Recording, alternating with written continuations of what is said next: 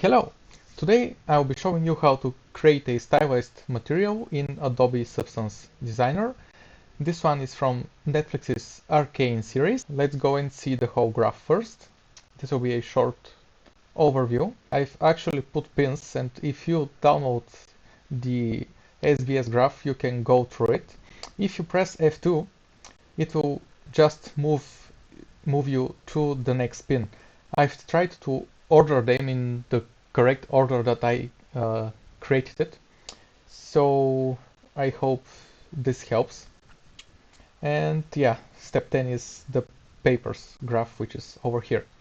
First things first, I will just put a neutral gray in the base color so we only see the height, and as you can see that is pretty simple. We are going for something stylized. Now we will go to the first pin, but first, so we don't see any info here, I will just get a transform 2D node and I'll put all my height and normal info here, and I will start from the beginning. First we will start with the bricks. So that's a pretty simple tile generator, so if you want to follow me along, that's a tile generator. What I've done here, only a few tweaks. The X and Y amounts are 6 and 20. For the pattern I've used a square, and for the size, if you want to copy some values, the interstice X is 0.03 and the Y is 0.06. There's a bit of scale random which you don't really need. You won't really see that in our final material. Apart from the size, I'm not sure. Yes, you have a 0.5 offset, so we get that brick layout, because if it's 0 you will get nothing, so it's 0.5. And also the rotation random, in the rotation it's 0.002.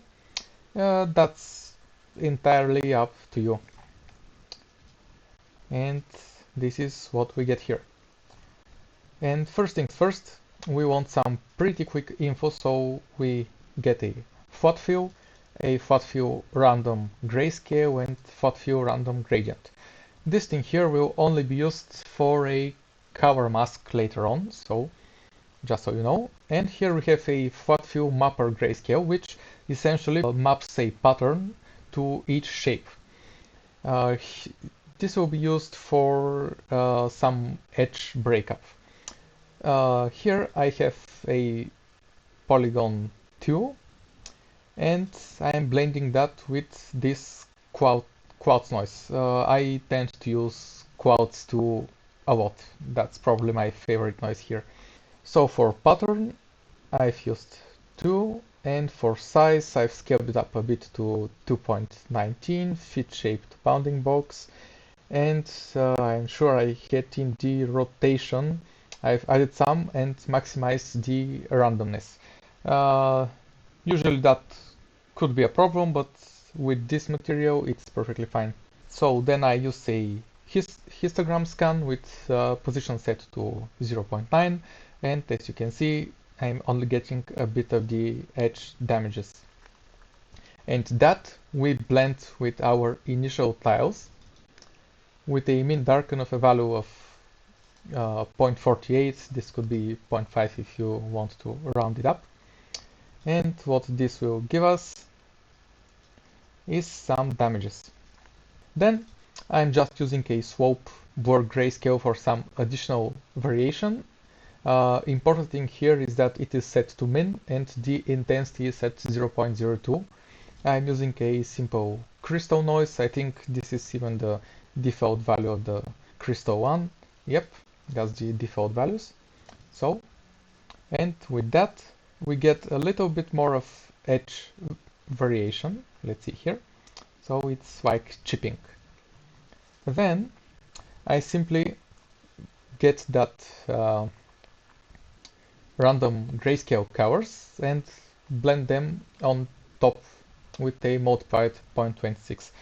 Also, I think I forgot to mention, so you can use a distance with a wow value, and your initial shape before the flooding, and with that you push the shapes towards each other, and you get a nice pattern.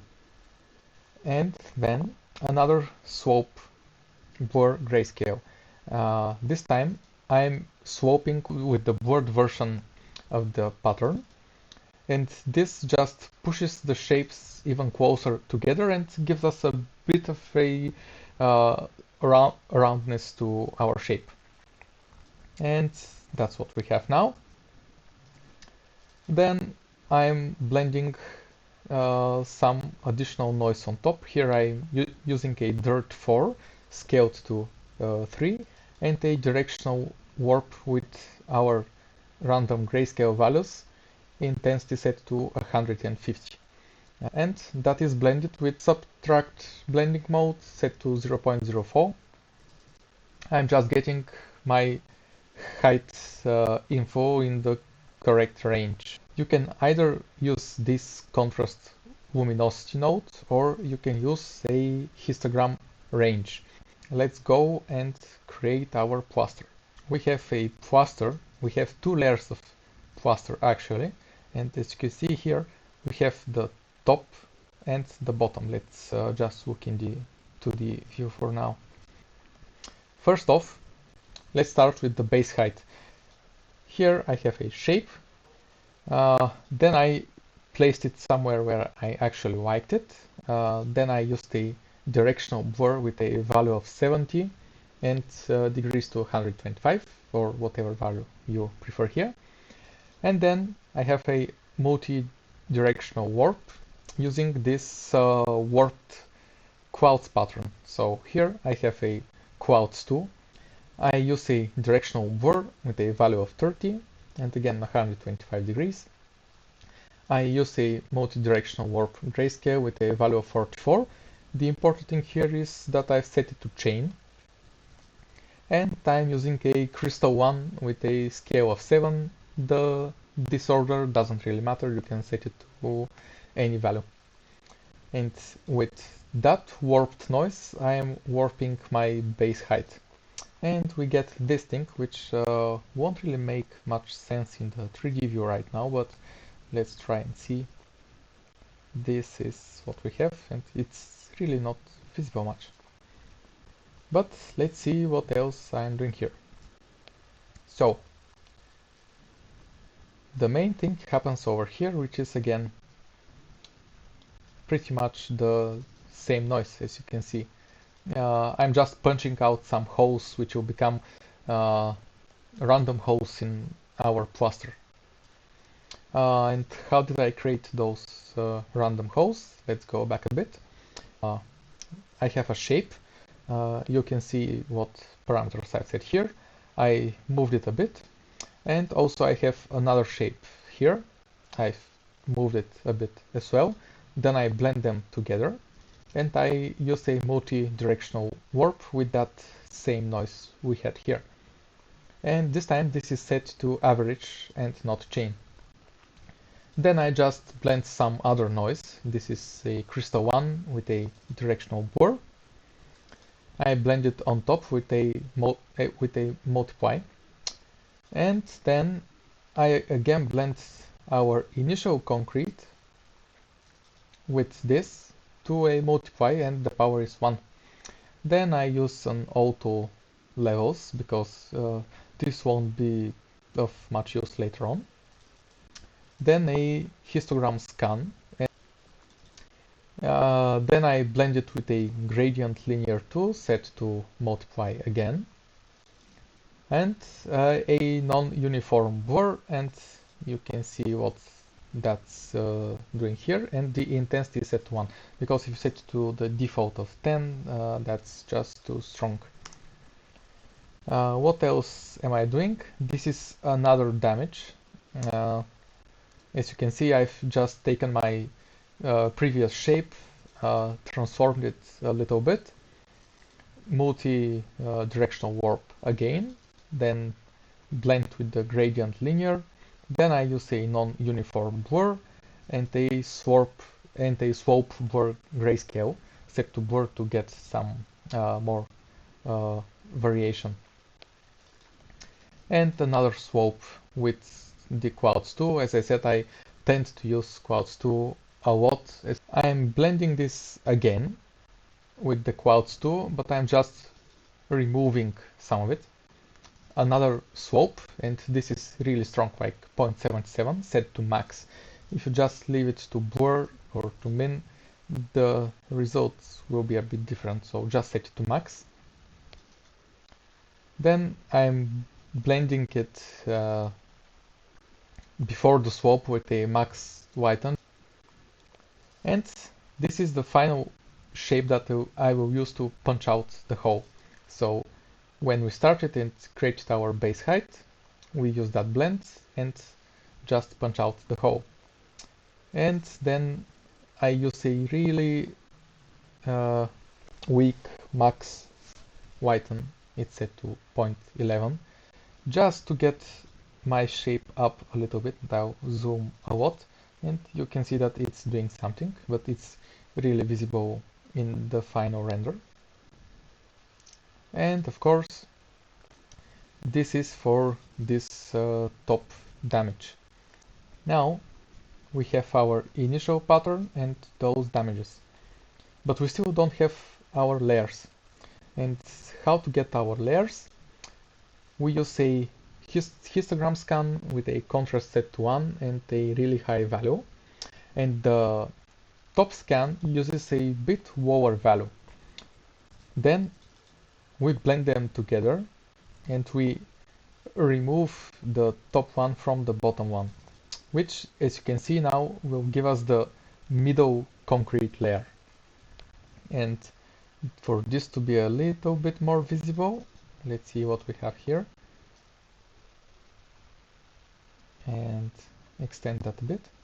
So here, as you can see, we have only one concrete layer, and then we add that blended middle layer, and now here you can see our two layers together. But of course there's a bit more going on. After that I'm using a swope blur grayscale set to max, and again using that Clouds 2. That's the 128 pixel one. Here I just wanted to have a little bit of damages. I know in the reference that they are quite clean, but I wanted to have a little bit of variation here.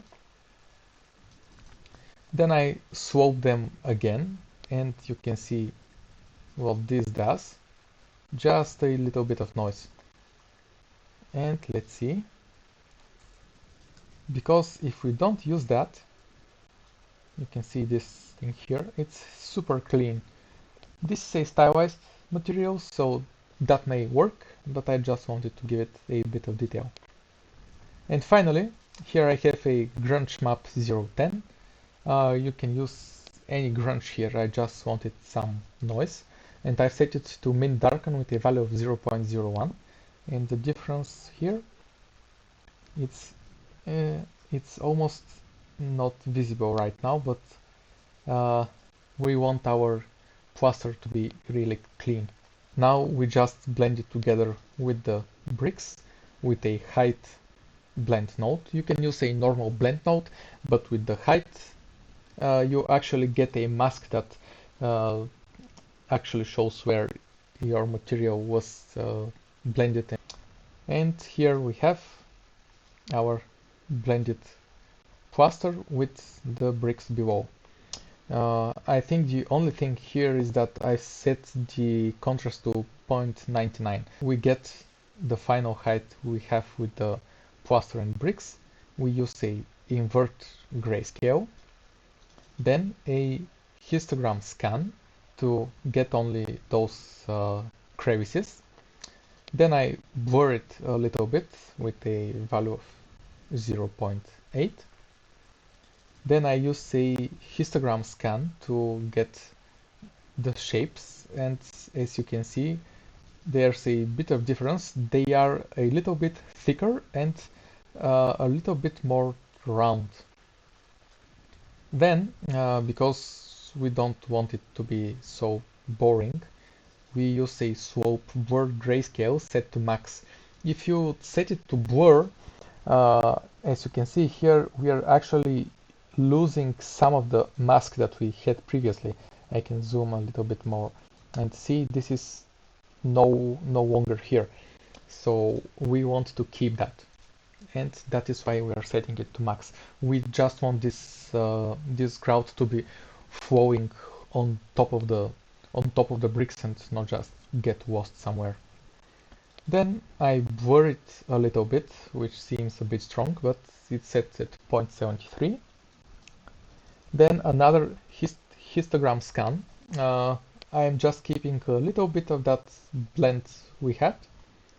And finally, I'm using a moisture noise, set that with a multiply, and you can see what this does. Actually, maybe if I zoom in a little bit, let's input that, and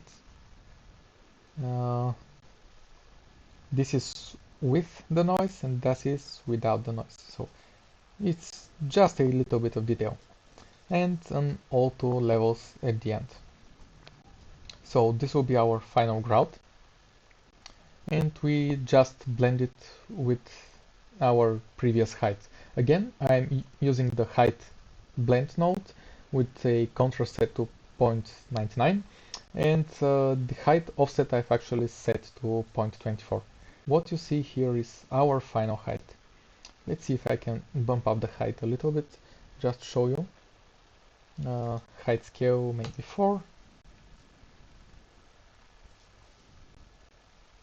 Yeah, this is what we have right now. So here, what do I have?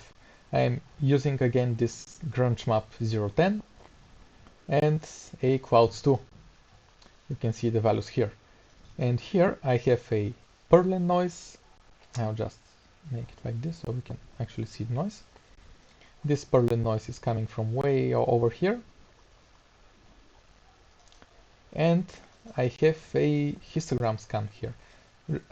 Remember, for the bricks we had these random gradients, and this is where we will be using them, because in the reference you could see that they have some color variety coming from one side of the shape, so this was quite an easy way to achieve it.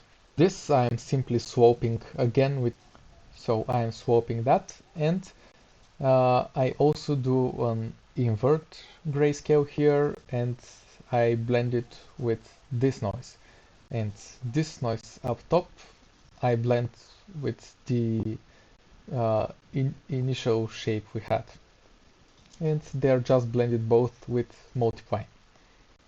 It is always good to use a directional warp for your noises when you're doing shapes like bricks, stones, or anything that is not a single shape, because it will sell this effect that they are actually different shapes and you didn't just stamp a noise on top of it. And for the input here, I have this random grayscale that we had from the beginning over here. And the same thing here. So those noises will be our masks for the coloring. I start off with my final height, so I will be using this flying node right here. So you can handpick the colors if you want. I can also show you all the codes if you'd rather just copy the colors. This is my base color. Then I blend the bricks, and this here is just for some variation. So again, I'm using that same initial grayscale value, and I'm blending with this uniform color. If you want to see the value, here it is, with a copy, and it's set to 0.58. Then I have this first mask set to screen, so I want to make it whiter, and a value of 0.68 using this color here.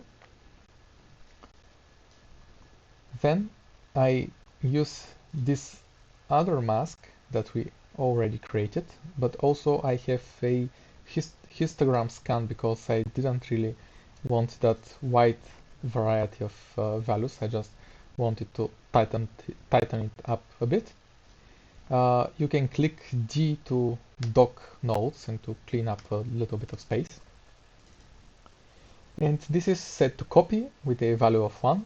And if you want to see this color here, here it is.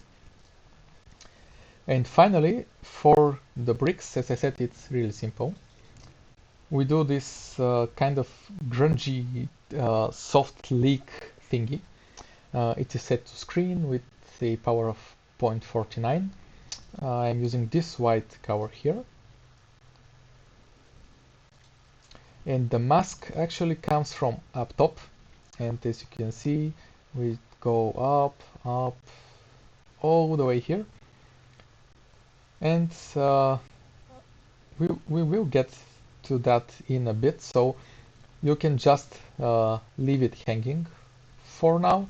Maybe if you are following along, just put a transform node here and just place that in. So remember that we will have to use it later. I will get actually this uniform color. This is where I blend the plaster with the bricks. I'll just use that. And okay, so this is what we have for our bricks right now. Now let's go and create our plaster color. Here we have a little bit more work than the bricks, but it's still relatively simple. First things first, let's see how we start. I have a uniform color set to this value, and I blend that with this uniform color set to this value with this mask. And what do we get? It is this color here. Now, how did I create this mask? It starts with the grunge map 004, a directional warp using this sloped purlin noise, which comes from the brick colors. And as I said, when I already have a noise somewhere, I try to use it again, especially if it's something cool. Why not? So we blur it, the intensity set to 300, and then I swope again with a clouds 2. Using that, we blend our two colors together. Then I think this is the only part in the whole graph where I'm using a gradient map other than the beginning here. So I'm just copying that on top of this clean color with a value of 0.14. And what's that? This is a moisture noise. Blur HQ grayscale with a value of 13.4 and a histogram scan to tighten the range a little bit. Then directional warp with this clouds again.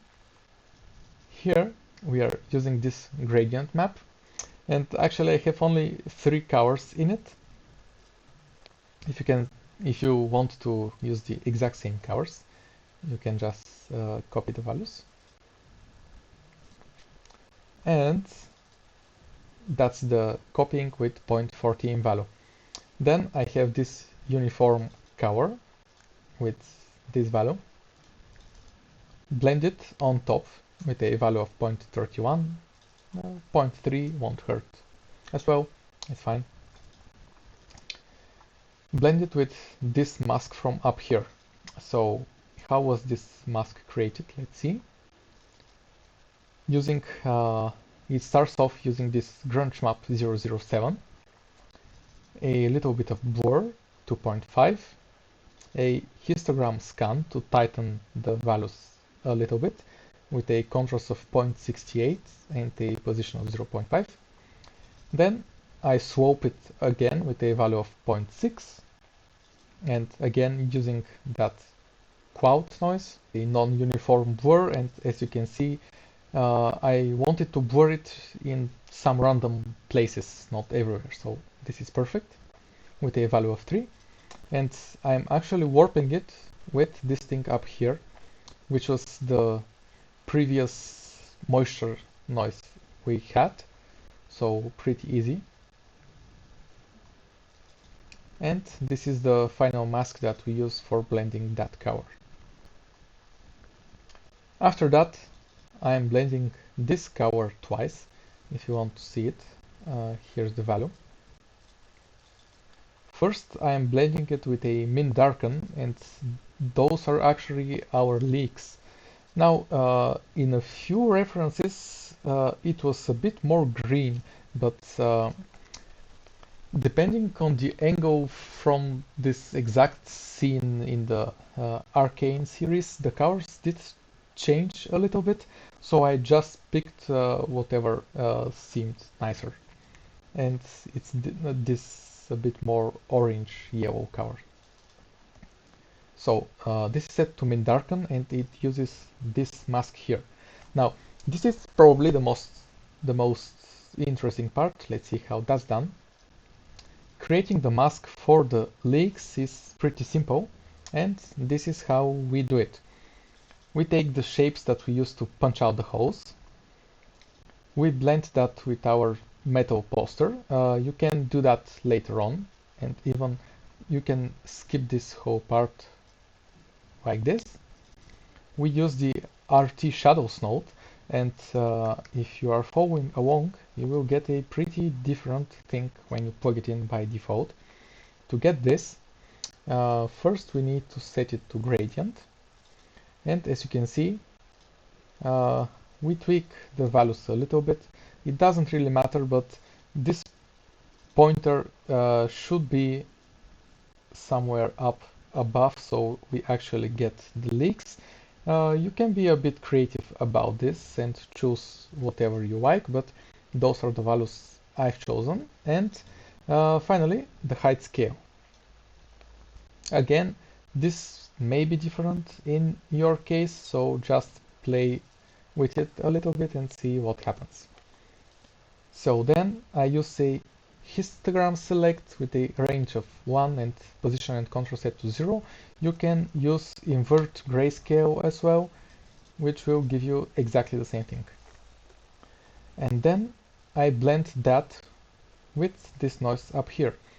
And what's that noise? This is our grunge map 007. Using a directional blur with a value of 25 and 86 degrees, you can use anything as long as it's pointing down or up, right? So you don't want it pointing sideways because this won't look like leaks. Then we blur it, a value of 1.8, and a histogram scan to tighten the values with a contrast of 0.45 and a position of 0.53. And we use that noise to subtract from our leaks. This is what we get. Then we just use a slope blur grayscale with a clouds 2 noise for the slope, and this will be the mask for our leaks. And for this final color variation that looks a little bit like wallpaper mode, we use a pretty similar technique to what we used for creating the leaks. Again, the RT shadows node, but I am actually using our Plaster Height as the input, and as you can see, it's coming from way over here. So here, then the RT shadows, and exactly like the previous thing, when you plug it in by default, it won't look anything like this. So you can copy the values, but it's pretty much the same thing, and probably it will be easier if you just copy the previous RT node and plug it in. But you can play a little bit with that. Then again, see the exact same thing we did down here, a histogram select or invert grayscale, and the only difference between those three nodes and those three nodes is that I've changed the angle to be tilted the other way, just so we have a little bit more variation. Again, blend it, swope it with the clouds tool, and this is the mask that we are using here. Let's go back to blend top plaster, and I will plug that in the cover. And this is what we have so far. Again, I start with two uniform colors, and you can see the codes here if you want to copy them. Then I blend those two together. Value is set to 0.54, and I'm using this noise here as a mask. And what's that noise? It is using this grunge map 004, which is warped with our sloped Berlin noise. Then I swope it again with this clouds tool, and this is the final mask. Then I'm using this gradient map. What I'm using here is this noise that we made for the top plaster. As I said, I try to use noises I already have. Now, if you want to use the exact same colors, here are the values. Of course, you can go crazy here, it doesn't really matter. And I blend that on top with a min darken and a value of 0.15, but also it has this mask. And this mask is created using the grunge map 007 and the blur grayscale set to 2.5.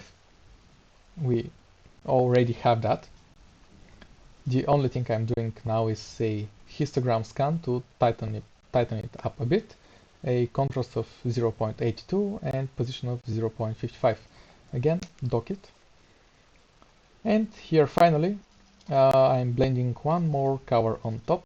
You can see the difference here. This is the color if you want to copy it. And again, this is using this leaky pattern and this one here. And because I didn't really want to create another one, what I often do to save performance and save time, I just get a transform to the node. I plug it in, whatever mask or noise I have, and I just move it around a little bit. This way you get a newish noise and it's really cheap. And we get it down here and blend it. And how do we blend it? I actually forgot that for the top plaster I'm using this mask, and this mask is coming all the way from here. You can follow along from this first histogram scan that we had. And to create the mask to blend our middle plaster color, we start off with this initial mask that we had. We go way over to the right and we blend it with a multiply of 1 with the mask we have from this height blend node. And that is why I said this node is really useful, because this mask here is where our plaster is blended. And when we multiply it with our initial plaster, we will get only the middle plaster where it was blended. And then, because I'm using the same color for the grout and the middle plaster, because chances are they were the same initially, and in the reference they have a pretty similar color, I'm simply using the mask from this height blend node with a add linear dodge, and this is our final mask for blending the colors. And this is what we have. Now let's plug it in. And that's now beginning to look like something. And now we have only two more things. We have a shadow and a white outline to add, and we are pretty much done. We want to add this little shadow here for the top concrete layer. And how we do that? We go left to here, and we have this top histogram scan. What do we do with it? So we have its initial version and this transform 2D version. And what have I done with it? It's pretty simple. On the UI, I've set it to minus 0.003 and I blend it. The bottom one is the offset version and the top one is the original version. We set it to subtract and we get this outline. I've done pretty much the same thing down here, but I've moved it up so it's 0.003. This part here blends for the shadow, and if you want to use this exact same color, here's the code. And the next part blends with this whiter value. This was totally optional. The shadow one really helps, but I'm not so sure about the whiter one. But still, if you want to try it, here's the color. And here's the blend. I've set it at a value of 0.58. And that's our final color. See how much this pops out now? Without this, it's pretty boring. Even this whiter value that is on the bottom edge helps a lot.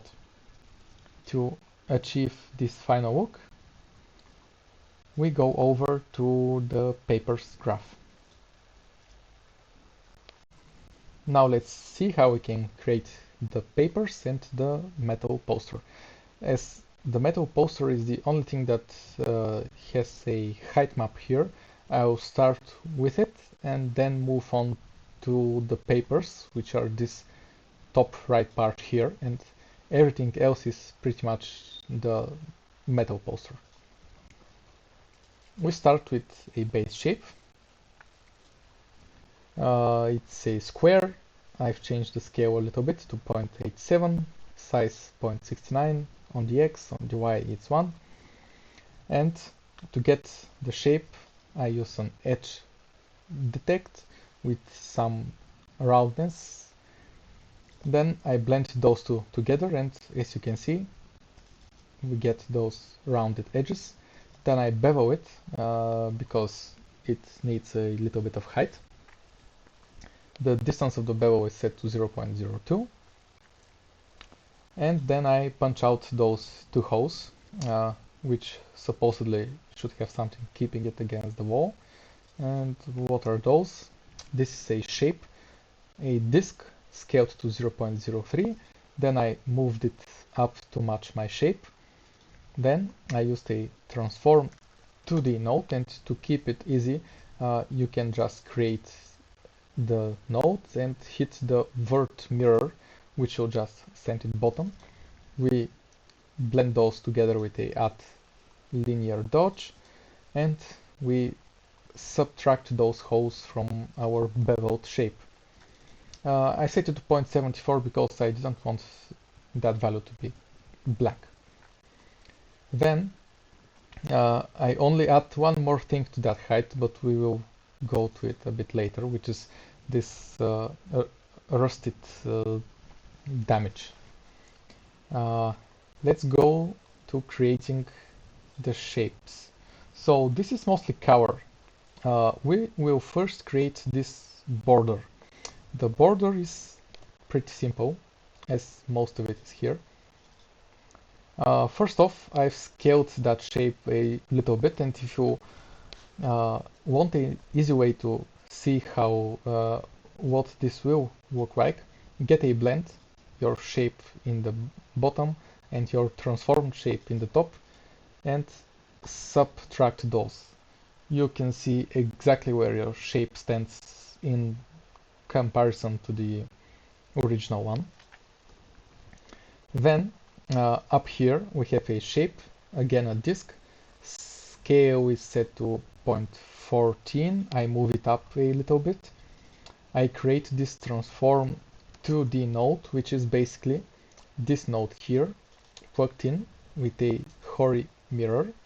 I blend those together with a linear dodge. Then you can use another transform node, blend that in, put that in, and use vert mirror. This is a pretty easy way if you want symmetrical shapes. And now if you move this first shape, all of them will be moving together, as you can see. So we always have those four at the four corners. So we use that to punch out those holes here, because as you can see, we need that to be a bit rounded.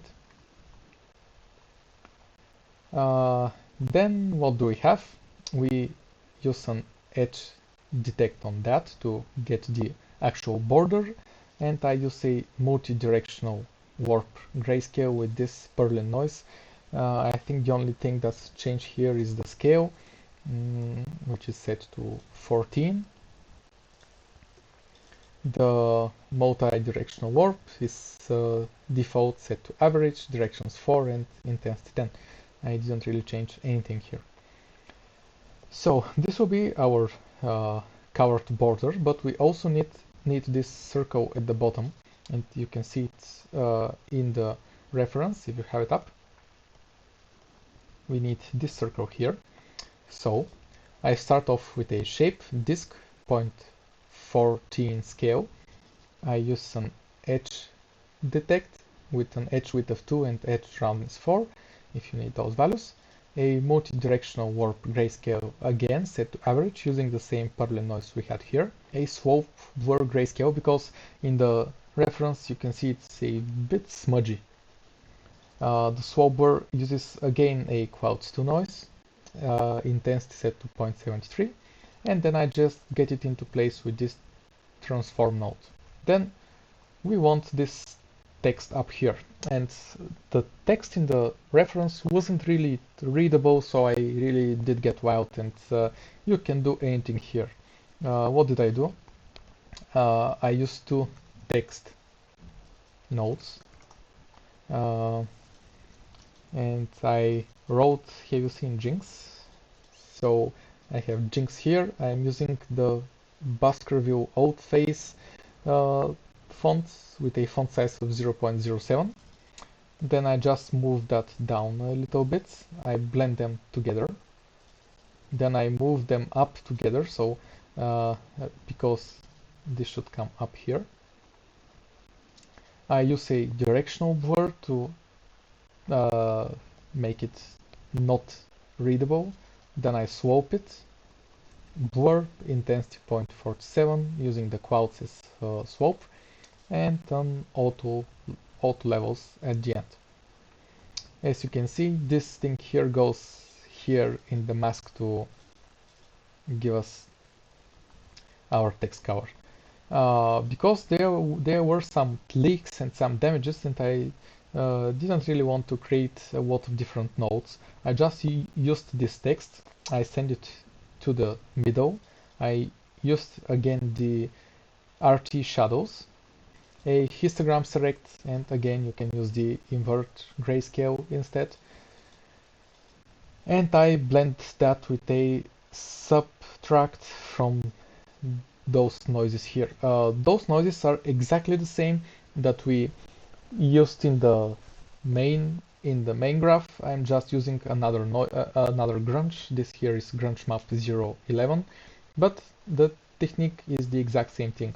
We use a directional blur, value 25. We blur it with a value of 1.8 and a histogram scan to tighten the values a little bit.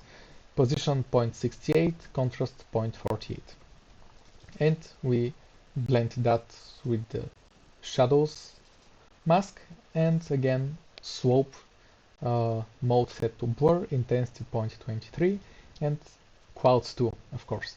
So I'm just swapping it with a 16 value, and this super blurred version of the grunge map 11.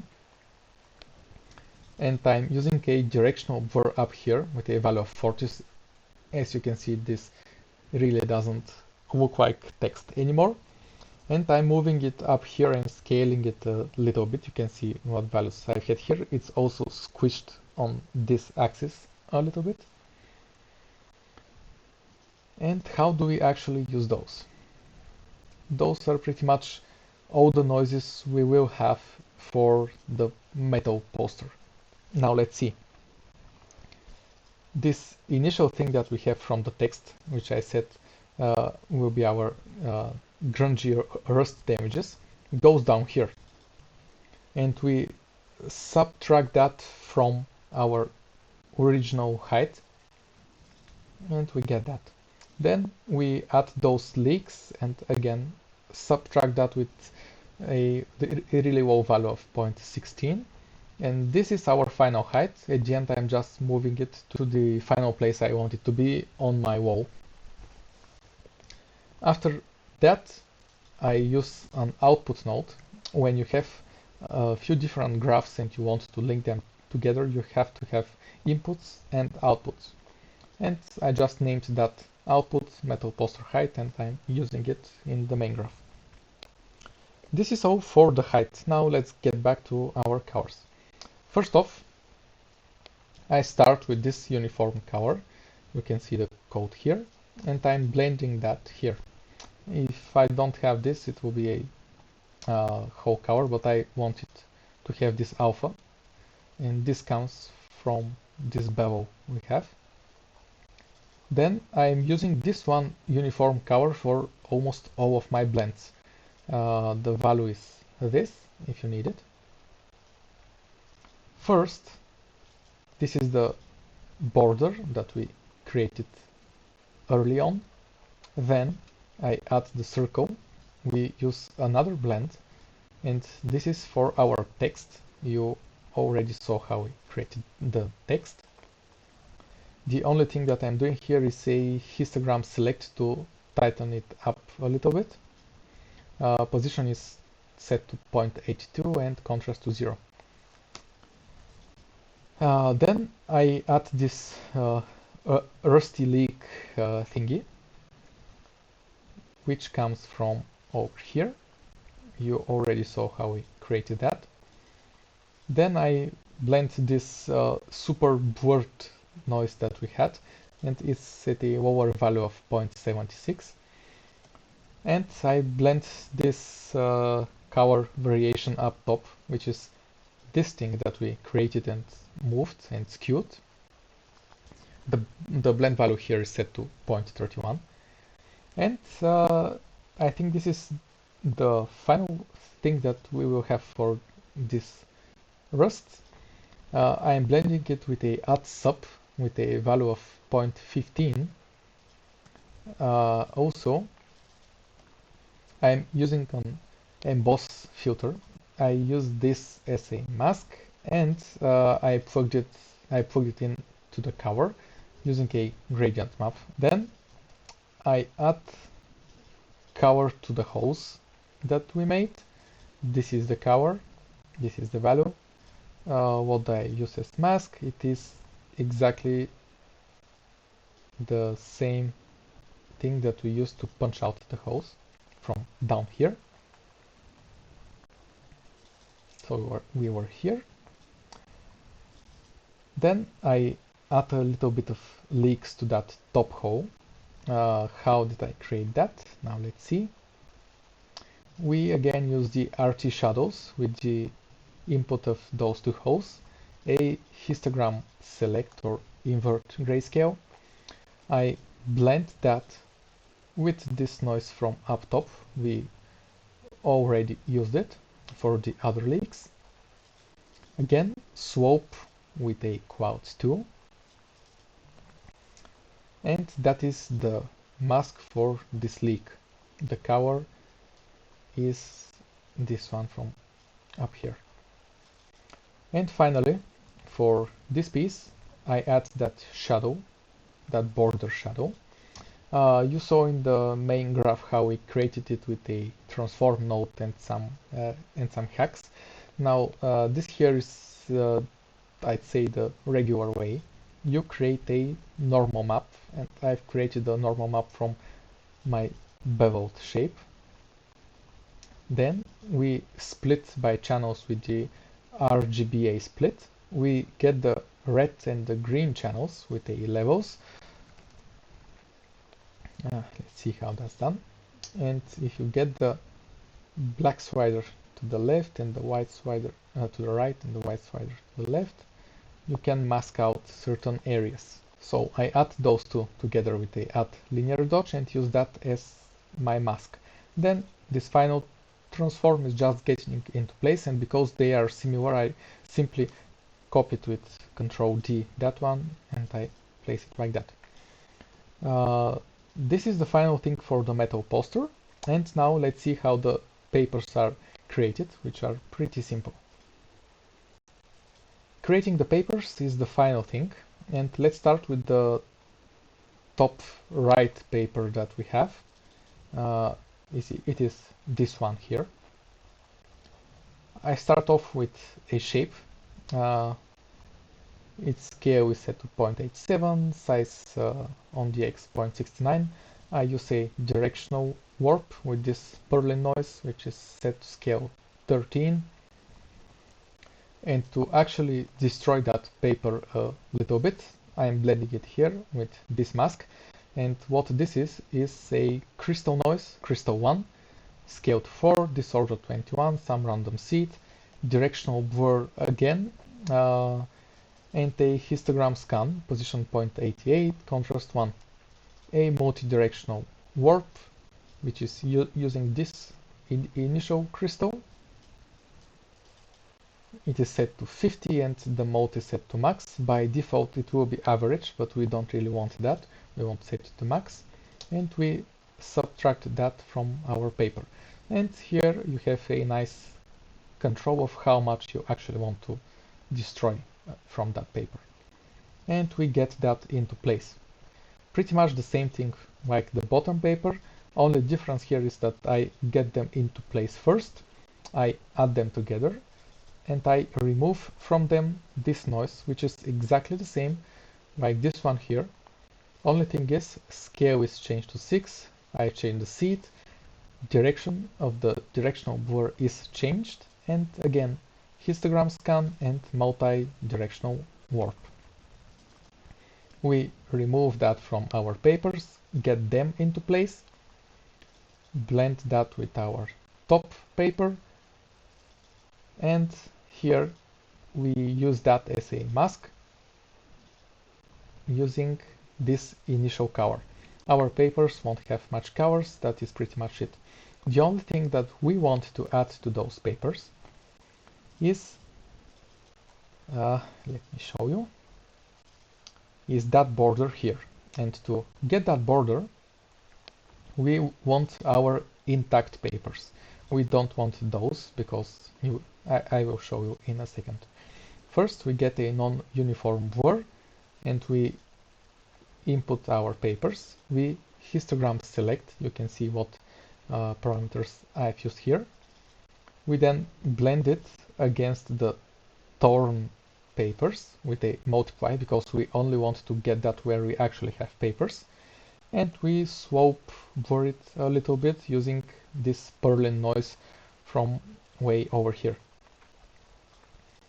Swope with a intensity of 0.7, mode set to max. And that is our mask for this colored border. And if we do use our torn papers, you will see what happens now. This isn't really natural because it's as if someone printed those papers after tearing them up, and that's really weird. This is why we have to have this extra transform node here. And exactly like the metal poster, we want to add a little bit of border which you don't really, you can hardly see here, but it is there. And I am using the exact same technique again, bevel. And the cool thing with the bevel is that it will give you normals. Then we split them, we get our selection, blend it, and use that as a mask. And the color that we are using is the exact same color that we had previously. We blend them together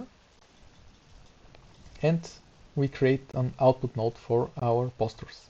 And here we have a out papers mask. So that's pretty much it. The only thing that I forgot to mention is this color variation, and because I had a pretty cool variation going in the main graph, I just used an input node, input color, and I plugged that here. You will see how that works later on. But just don't forget it. How did I create this blend for this node? This is pretty simple too. Here I'm using this same technique with the grunge map and directional blur, blur grayscale, histogram scan. Here I have an input, and that is an input grayscale. I plug that in the RT shadows and the invert grayscale or histogram select. It's the exact same thing we did for all the leaks. Then we subtract that, we slope blur it with a clouds tool. Then we multiply it with this paper to only get the mask on those papers, and we use that color variance input.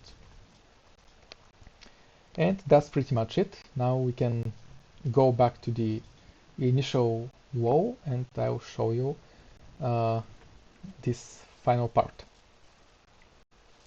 Finally, you can see this is the paper graph we created.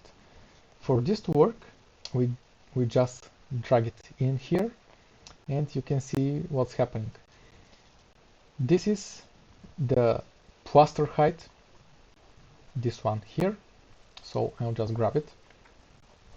And this is the grayscale input that we created in the paper graph. And this cool color variance thing I talked about is actually this gradient map. So we plug that here. And those are the inputs we need. Now, what do we want to do from here? Metal poster height. First, we want to grab the height and get it up here to where we create our leaks, this initial blend that I talked about before, and we just plug it here. And now we also have a leak from the metal poster. Awesome. Then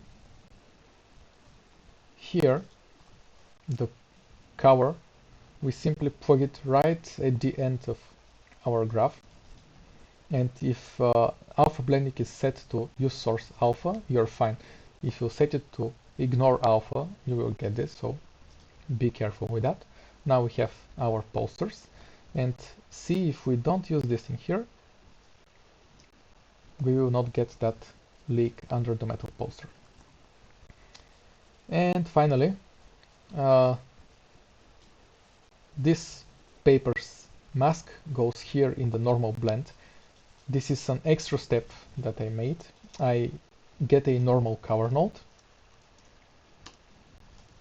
and I use that as the top input of a normal blend, and our regular normal is the bottom input, and that paper mask comes here because I didn't want to have any normal info on top of the papers.